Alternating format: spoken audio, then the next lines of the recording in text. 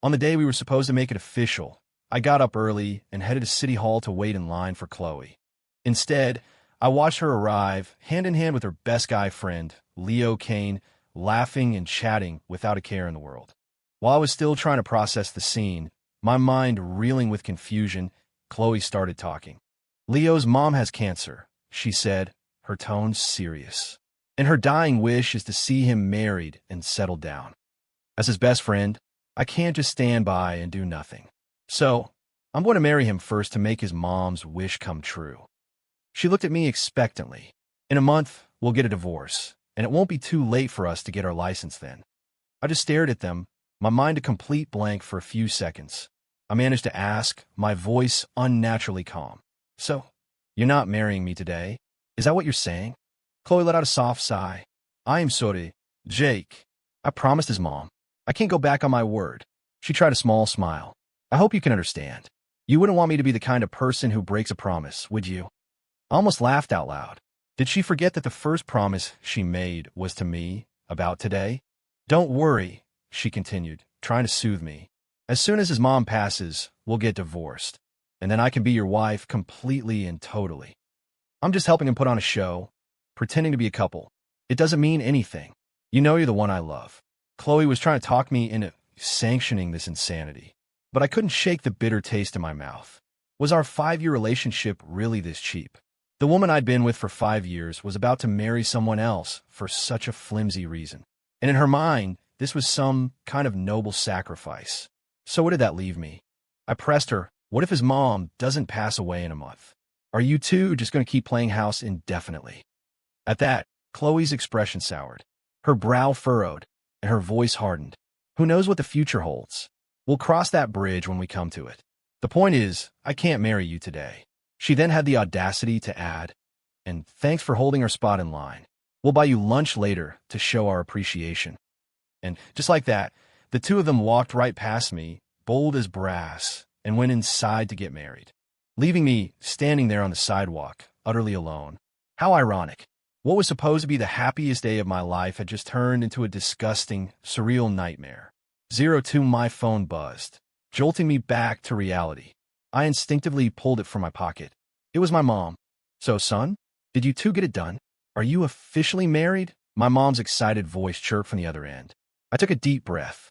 Mom, I said slowly, Chloe and I didn't get married. She married someone else. Saying the words out loud felt like a punch to the gut. A wave of bitterness washed over me. What are you talking about? Jake, what happened? I could practically see her frowning with concern on the other side of the country. I recounted the events of the last few minutes, sparing no detail. Every word, every line of dialogue felt like tearing open a fresh wound. The pain was so sharp, I could feel myself trembling. After I finished, my mom exploded. Is this Chloe girl trying to humiliate you on purpose? Any parent would be furious if their kid was stood up and betrayed like this. My mom paused, clearly trying to calm herself down. A moment later, her voice was softer. Son, what are you thinking? Are you going to wait for her or not? I was silent for a moment, 1,000 thoughts racing through my head. But my heart had already made its decision. Of course I'm not waiting. I love her, but I'm not so desperate that I can't live without her. My voice sounded steady, but only I knew how much helplessness was hiding beneath the surface. Okay, son, my mom said, her voice full of support. I won't preach at you. Whatever you decide, I'm behind you. Hearing that, my eyes welled up. I almost broke down and cried right there on the street. For my entire life, no matter what I'd gone through, my family had always been my rock. After hanging up, I stood there motionless, my mind drifting. I thought back on all the stupid things I'd done for Chloe over the years. All the principles I'd compromised for her. Each memory was like a boomerang, circling back to hit me right in the heart. We had been through so much together, from college to our first jobs. I thought we were unbreakable. I thought we were on a one-way path to the altar. But you can never plan for everything. 03, come on, let's go get that lunch. My treat. Leo's voice broke through my thoughts. I looked up. He was staring at me with a smug, triumphant look on his face. They were already done. They had the certificate. I didn't even want to look at them. I turned to walk away. Chloe grabbed my arm. Can't you have some basic manners? She snapped. Leo is talking to you. The least you could do is say yes or no. I yanked my arm free. Get lost. I'm not going. Chloe stumbled backward, falling right into Leo's arms. What is your problem? It's just a piece of paper, she yelled. We're not really married. Who are you trying to impress with this attitude? Hilarious. As of 10 minutes ago, she and Leo were, in fact, legally husband and wife. If I didn't have the self-awareness to walk away now, I'd be the guy getting caught arguing with a married woman. I couldn't imagine what people would say. Jake, don't be mad, Chloe said, suddenly changing her tactic. Look, I can get someone to make a fake marriage certificate for you. That way you'll have something to show your mom. Then in a month, we can swap it for a real one without anyone knowing. How about that? She looked at me with wide, hopeful eyes, genuinely believing she'd come up with a brilliant solution. I scoffed. Chloe, are you determined to treat me like a complete idiot? Her face immediately clouded over with annoyance. Jake, I'm warning you. My patience is wearing thin, she said. I have to get back with Leo to see his mom. I don't have time to stand here and argue with you. Just then, Leo stepped in, playing the part of the reasonable peacemaker. Chloe, don't be angry. Jake's only acting this way because he loves you so much. He glanced at a newlywed couple taking photos nearby, a thoughtful look on his face. Chloe, how about this? You two stand by the entrance with a certificate, and I'll take a picture for you. Then you and I can take one. He looked at me. That way, he can post an announcement on his Facebook. I'll just, sacrifice a little. I won't post anything. I'm not one to show off. Chloe immediately loved the idea. Then, she turned to me with a condescending tone. See, Jake, you should learn from him. Leo always thinks of you first, then himself. Unlike you, so selfish, only ever thinking about yourself. I never thought the day would come when the woman I loved would gaslight me like this. 0, for I couldn't hold it in. I raised my hand and slapped Chloe across the face. Then I spit on the ground near her feet. Get lost, I seethed. Don't ever bother me again, or I swear, I'll hit you every time I see you. Chloe stared at me, her eyes wide with disbelief. Jake, are you even a man? Hitting me over something like this? Aren't you afraid I'll break up with you? My voice was ice. Then let's break up. From now on, we're strangers. Suddenly, Leo dropped to his knees, his voice choked with fake anguish. Jake, I know you love Chloe, but we're married now. I'm begging you, please, let us go. He looked around wildly. I know you're powerful and connected, but why make things hard for us? If you're trying to break us up, what are your real intentions? His little performance drew the attention of passers-by. People who didn't know the whole story were already starting to shoot me looks of disgust. What's going on over there? I heard a bit of it. Looks like that guy is trying to steal the other guy's wife, and it's forced the husband to his knees to beg him to stop. Wow, seriously? That guy is dressed so well. You'd never think he was such a scumbag. Listening to their comments, I felt a knot form in my stomach. Chloe looked at Leo with a heart full of pity. Are you happy now, Jake? She snarled. Forcing an honest man to kneel and apologize to you? Is your conscience completely gone? Can you even sleep at night? This right here is why you'll never be half the man Leo is. In an instant, they had seized the moral high ground. They were judging me, the person they had labeled as morally corrupt. They were the ones who had wronged me, yet they expected me to graciously accept their betrayal. In this whole ridiculous drama, I was the one who had been humiliated and hurt the most. But now, somehow, I had become the villain. Leo, you did nothing wrong. You don't have to beg him, Chloe said, her voice dripping with disdain for me. It's like they say, no good deed goes unpunished. Let's go. She pulled Leo to his feet, and they walked away without a second glance. 05 the next day, I went to work like usual. My friend and colleague, Ben Carter, crept up to my desk at some point. Jake, he whispered, did you and Chloe really break up? You're seriously not going to marry her? I frowned, glancing at the pile of reports on my desk before looking up at him. Yeah, we're done. And no, I will never marry her. Even as I said it, a sharp pain lanced through my chest. Ben held up his hands, a slightly awkward smile on his face. Hey, I'm not trying to pry. I just wanted to be sure you guys were really over. I mean, you were so crazy about her.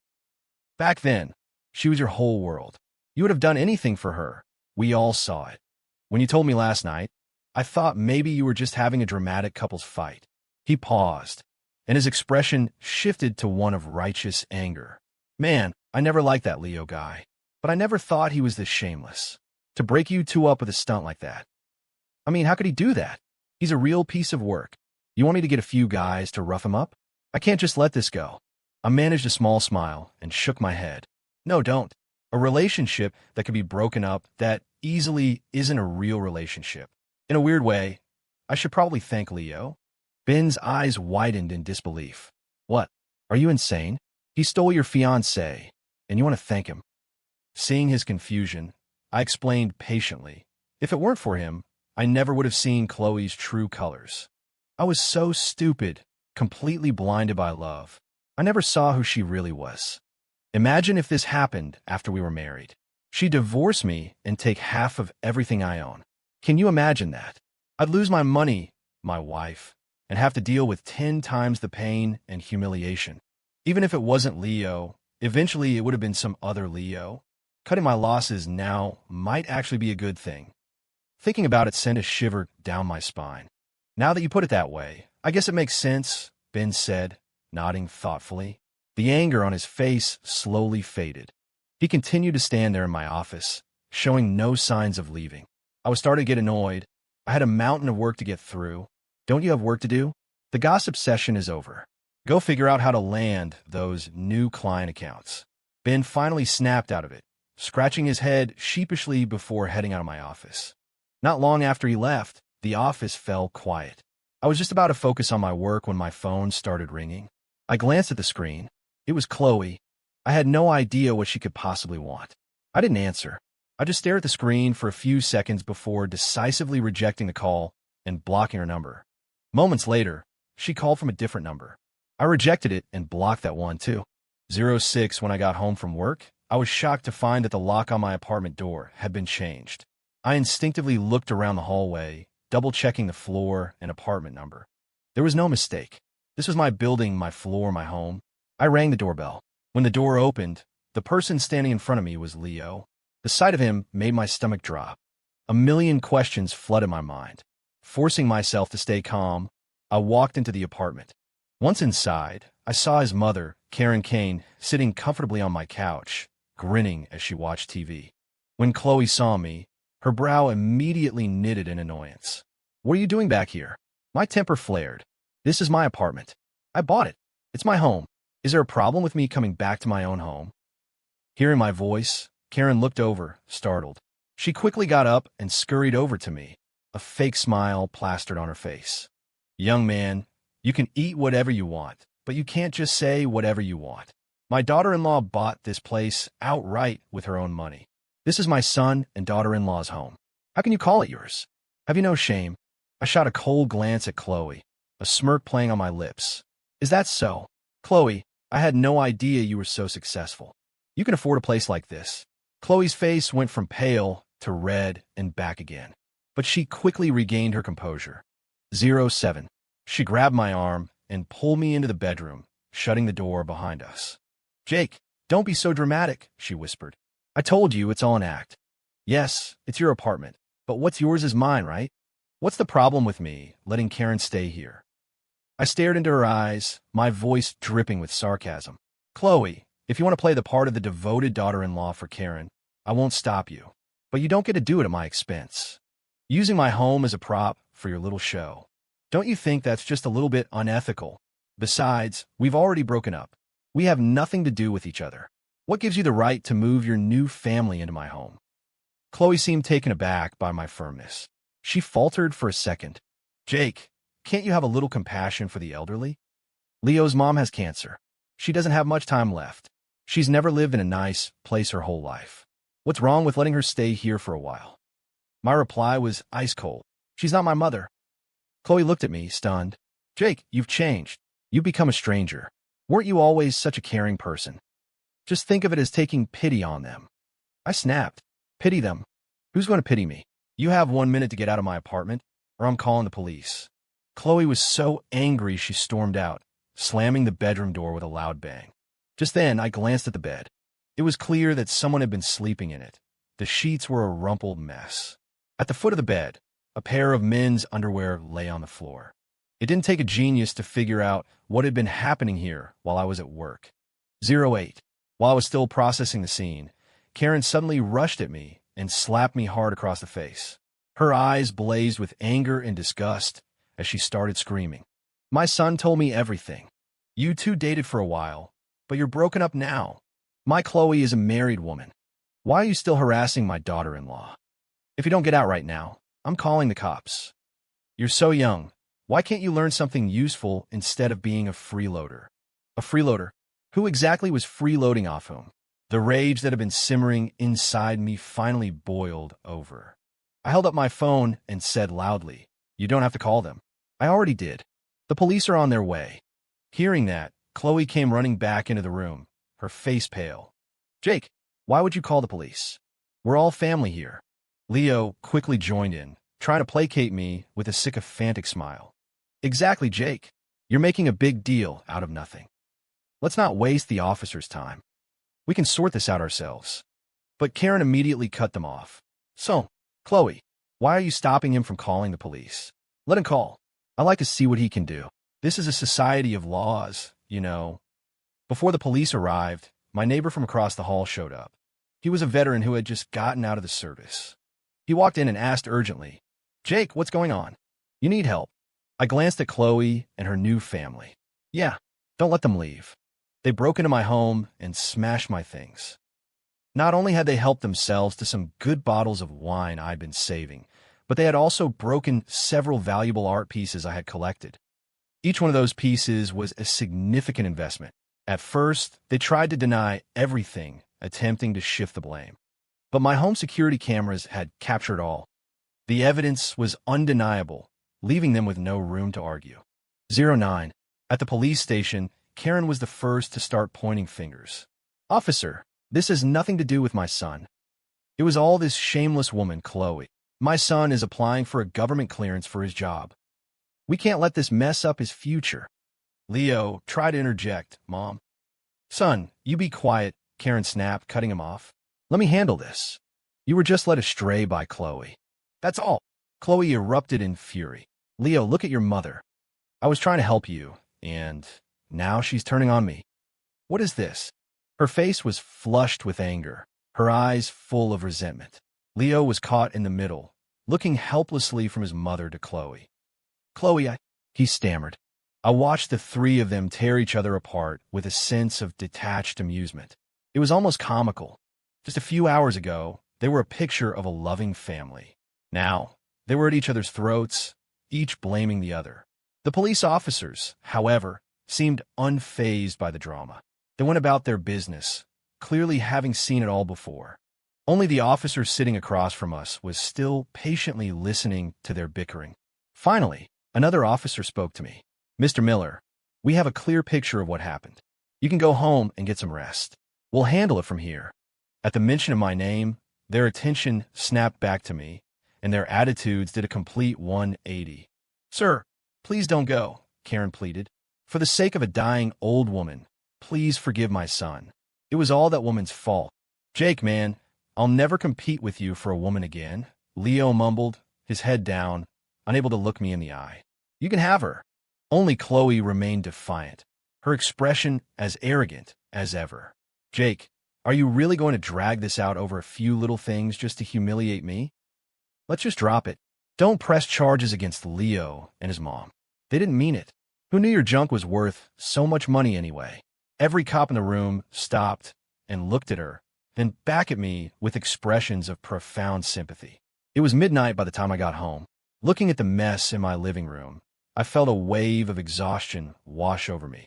I turned around, grabbed my keys, and walked out the door, heading for a nearby hotel. I sat on the edge of the hotel bed, rubbing my temples. Too much had happened today. I was mentally and physically drained. 3 days later, I received the payment for the damages.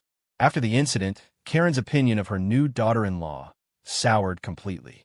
Every time she looked at Chloe, her eyes were filled with disgust. In her mind, her son's string of bad luck was all because he had married this woman. But Leo, for his part, remained surprisingly devoted to Chloe. No matter what his mother said, he stood firmly by Chloe's side, defending her. It was a classic case of a man choosing his new wife over his own mother. Watching her son defend Chloe so fiercely only made Karen's anger grow. Her already fragile health worsened from the stress, and soon she was bedridden, barely clinging to life. A few days later, Chloe suddenly appeared in the lobby of my office building. She looked terrible. Her eyes were bloodshot, as if she hadn't slept in days. Her hair was a mess, and she looked completely worn out. "Jake, I need to talk to you," she said, her voice hoarse. I felt a surge of annoyance. I could only guess why she was here. Was she really going to bring up the past again? "Go ahead. What do you want now?" "I am listening," he replied flatly. "I heard that some other girls have been trying to get close to you lately. Are they trying to ask you out?" Chloe stared at me, her eyes filled with a mixture of tension and anxiety. "Yeah, they are. What about it?" I asked, confused as to why she was bringing this up. She bit her lip. "Jake, I told you, our breakup is just temporary. As soon as Leo's mom is gone, I'm going to divorce him and marry you. How can you be seeing other women?" I looked at her, a profound sense of disgust rising within me. This woman's selfishness was truly boundless. She really believed she could orchestrate everyone's lives according to her own whims. "So, you think I'm the one who betrayed you?" I asked coldly. "Well, yeah. If that's not betrayal, what is? It's not like I'm gone for good. Couldn't you have just waited a little while?" I almost laughed. Her logic was so twisted, it was almost impressive. So this was why she had come all the way down here? Chloe added, her voice heavy with disappointment. "Jake, you've really let me down. My patience was gone. You said a lot. What is it you actually want from me? Right now, you need to cut off all contact with any girl who's trying to get with you. I have a feeling Leo's mom doesn't have much time left. As long as you do what I say, our deal is still on." She said it with an air of condescension, as if she were a queen granting me a favor, as if I were a naughty child who needed her forgiveness and guidance. I couldn't help it. I burst out laughing. This woman's ego was truly something else. She was still completely detached from reality. "Chloe, I don't remember agreeing to wait for you, and I definitely don't remember us having any kind of deal. Do you honestly think we could just go back to the way things were? If that were possible, I wouldn't have called the cops on you for breaking into my home." 12 Chloe's body tensed, and her voice rose. "Jake, are you trying to go back on your word?" I smiled. "Didn't I learn it from you? You're the one who broke your promise first. You have to prioritize what's important." In that situation, of course, Leo's problem was more urgent, she retorted, her face turning green with anger. What a convenient way to frame it. She made it sound like she was the responsible, compassionate one, making a tough but necessary choice. In reality, she was just making excuses for her own selfish actions. "Chloe, the day you chose to marry him was the day I stopped having any feelings for you. What I do with my life now is none of your business. We are broken up. What you should be doing is getting out of my life for good and focusing on being Mrs. Kane." A hurt expression crossed Chloe's face. Her lips trembled, and tears welled up in her eyes. "Jake, don't you believe I ever had real feelings for you? You're wrong. You've always been the only one I truly love. Everything else was just an act." Seeing her put on this pathetic act just soured my mood even more. I didn't want to exchange another word with her. Chloe gave me a long, meaningful look. "Jake, everything you're doing right now is just to get my attention. You're angry, so you're not listening to reason. But once you cool down, you'll come back to me. I know you will. In the meantime, I don't care how many other women you see. In the end, I'm the only one you'll marry." With that, she turned and walked away. Watching her leave, I just shook my head in weary disbelief. I honestly could not comprehend the way her mind worked. Whatever. I couldn't be bothered to figure her out. From now on, she was just a stranger. All I wanted was to draw a final, clear line between us. 13, it was 3 months before I saw Chloe again. During that time, I'd hear bits and pieces about her from mutual friends. Apparently, right after Leo's mom passed away, Chloe had filed for divorce without a moment's hesitation. But Leo, suddenly filled with regret, refused to sign the papers. So the two of them ended up in a messy legal battle.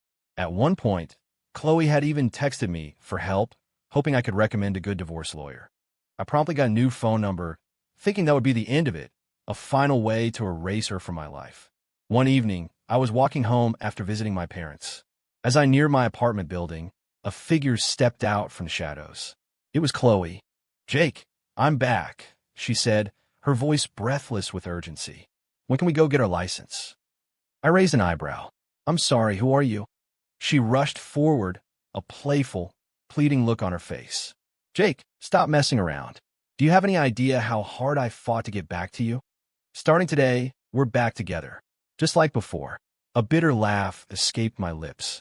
Chloe, I told you. I don't take in trash.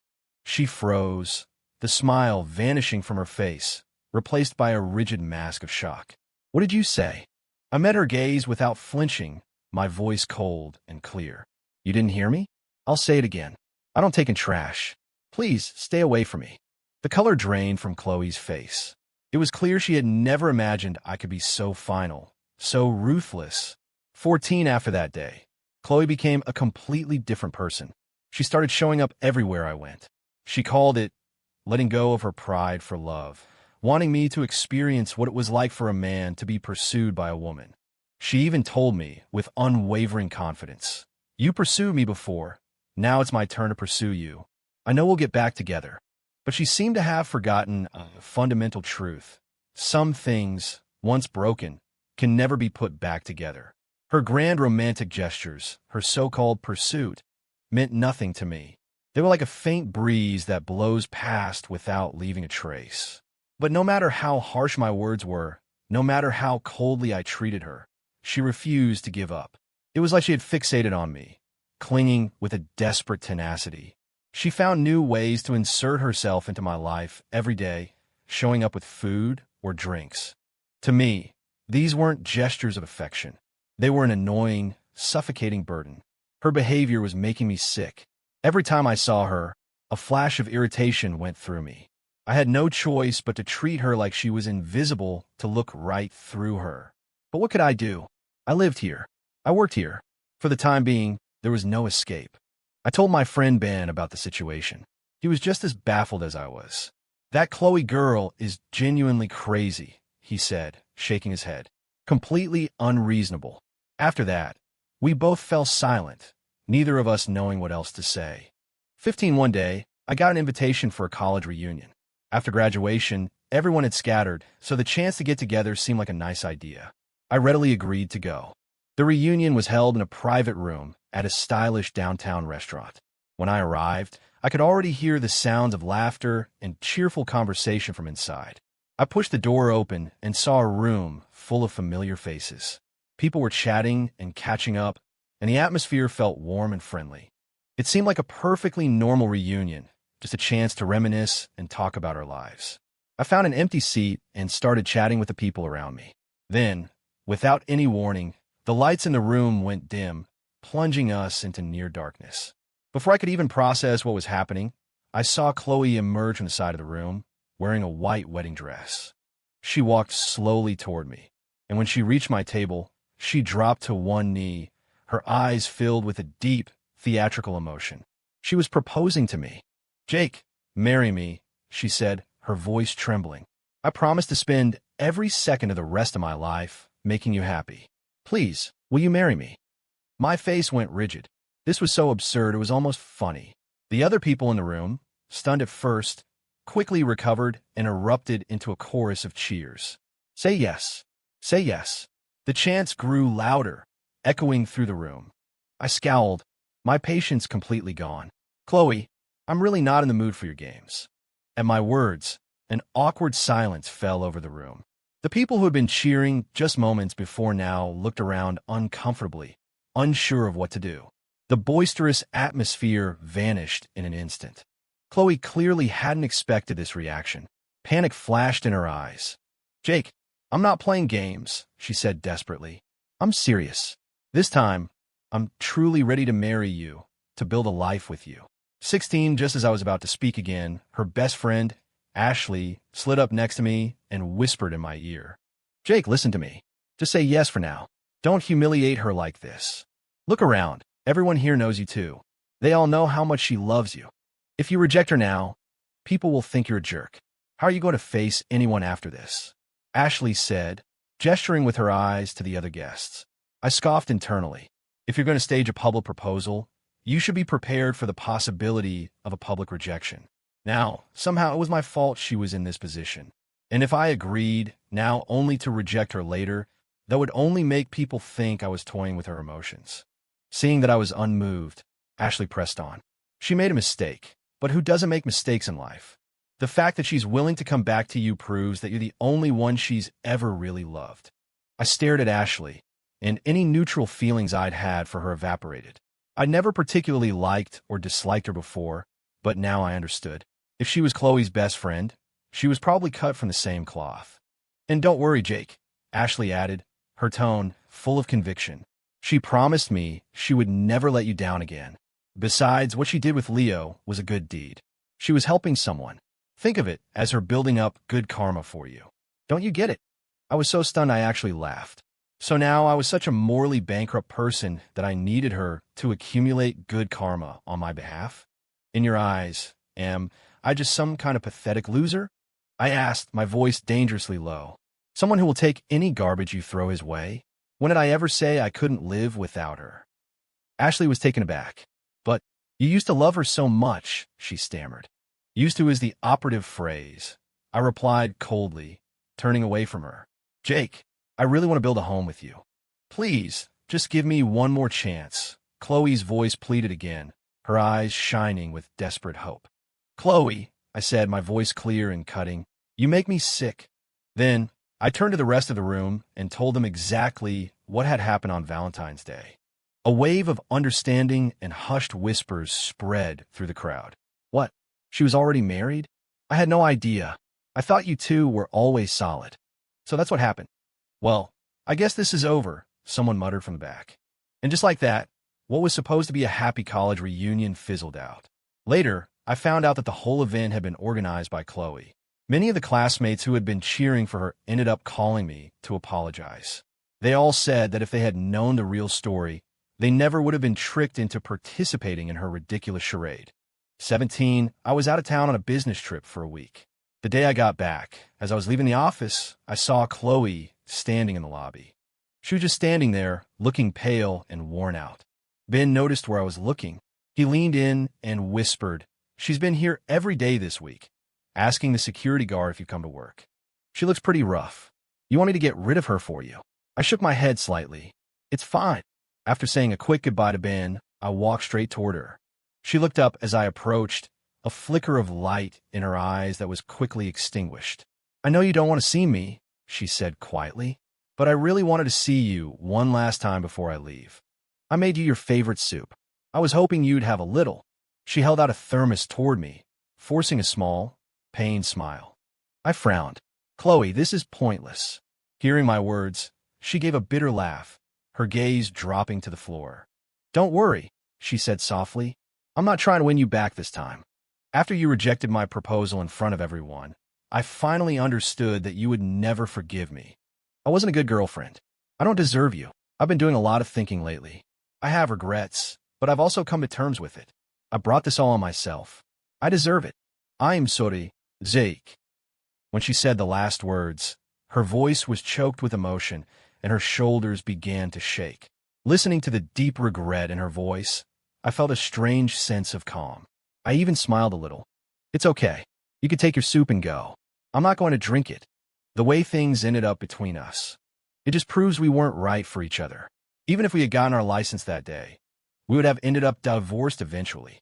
You were always too close with your male friends. It never made me feel secure. After I said that, I turned and walked away without looking back. A sense of security has to go both ways. It's not just something women need. Men need it too. After that day, Chloe never appeared in my life again. The story of our relationship was messy, but I never hated her enough to want to ruin her life. Later, I heard they got remarried, and then divorced again.